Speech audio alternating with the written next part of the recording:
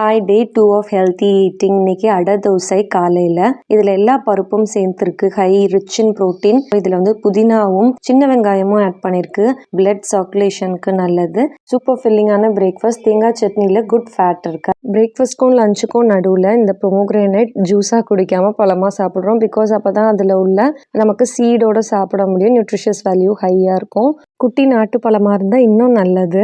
லஞ்சுக்கு ஸ்பெஷலாக எதுவும் பண்ண முடியாது, எல்லாருக்கும் கொடுக்குற அதே ரைஸ் தான். பட் என்னென்னா கூட்டாக எடுத்துக்கணும். இதில் கேபேஜும் இருக்குது, சிறு பருப்பும் இருக்குது இல்லையா. இன்னொன்று இதில் வந்து குழம்பு எதுக்கு எடுத்துக்கிறேன்னா அதில் பூண்டும் சின்ன வெங்காயமும் இருக்குது, ப்ரோபயோட்டிக் கர்டு இருக்குது. ஸோ இது வந்து சூப்பர் ஃபில்லிங்கான இது. பட் குவான்டிட்டி கொஞ்சம் கம்மியாக எடுத்துக்கணும். க்ரன்ச்சியாக ஈவினிங் ஸ்நாக் பண்ணணுன்றதுக்காக ஆல்ரெடி நான் இந்த ஃப்ரூட் பவுல் எப்படி பண்ணுறதுன்ற வீடியோ பண்ணியிருக்கேன், இங்கே இருக்குது, செக் பண்ணி பாருங்கள். நிறைய இன்னைக்கு ஃபிசிக்கல் ஒர்க் இல்லாதனால இது பர்ஃபெக்டான ஒரு ஸ்நாக்கிங்காக இருக்குது. டின்னர் காமிக்கிறதுக்கு ரீல்ஸில் இடம் இல்லை. ஒரே ஒரு சப்பாத்தி சாப்பிட்டு முடிச்சுட்டு அன்டில் தென் அன்புடன்